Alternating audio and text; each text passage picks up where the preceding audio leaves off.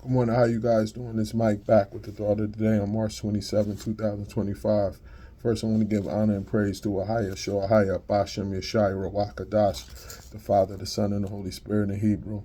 Then I'd like to open with the serenity prayer. God, grant me the serenity to accept the things I cannot change, the courage to change the things I can, and the wisdom to know the difference. May your will, not mine, be done. Today, I want to talk about three principles that many people practice in recovery, and those are trust God, clean house, and help others. Trust God, clean house, and help others. If you really dive into recovery and work those three principles, you usually have a good program. You know what I'm saying? How do we trust God on the first three steps? We admit that we powerless over our addiction, our life's unmanageable. And step two, we understand that God could restore us to sanity. First, we got to admit that we were insane, and then we got to lean on God to restore us. When we get to step three, made a decision to turn our life and will over to the care of God. That means I know that God is the way I need to go, and I'm going to trust in Him that He's going to take me the rest of the way of this path, and I'm willing to turn my life over to Him. I turned my life over to God in step three. I made a decision too, but I didn't feel God into step five. So turning my life over was just a decision I made, but steps 1, 2, and 3 is how we trust God. Now, how do we clean house?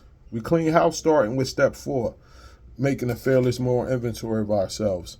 We write down all our, I had to do 4 categories of sex inventory, resentments, fear, and harms that I caused. Had to be totally honest. So I made the inventory in step 4. In step 5, I told it to God and to another person, all the direct. I explained everything on that inventory. You know what I'm saying? The exact nature of all the wrongs on my inventory. I explained it to God, to another person. Step 6, we asked God to be ready to ask God to remove our defects of character. You know what I'm saying? And then 7, we go to God and we make our shortcomings. We ask Him to take away our shortcomings. When we get to 8, that's when we got to make that list of all the people we had harmed. You know what I mean? And honestly make the list of the people we had harmed and the people that we need to forgive. And then step 9, we actually go out and make amends to those people we hurt, and we forgive the people that hurt us.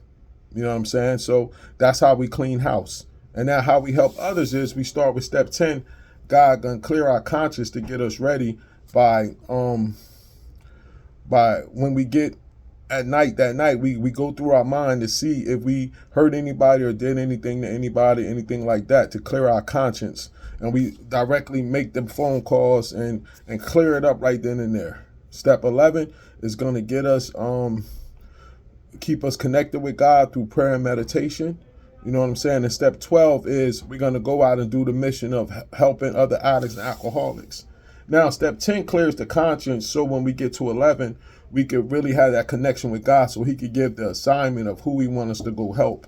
And then step 12, we take His assignment and we actually go out and do the work. You know what I'm saying? So those are the 3 principles. Trust God, clean house, and help others. If you really serious in the recovery process and you have a good sponsor, he should really introduce you to those kind of principles. And when we keep it simple like that, it makes us really effective in the recovery world, because that stuff it takes our selfish and self-centeredness away. And that was the root of my disease, being selfish and self-centered. This is Mike. Enjoy the rest of your day. Shalom.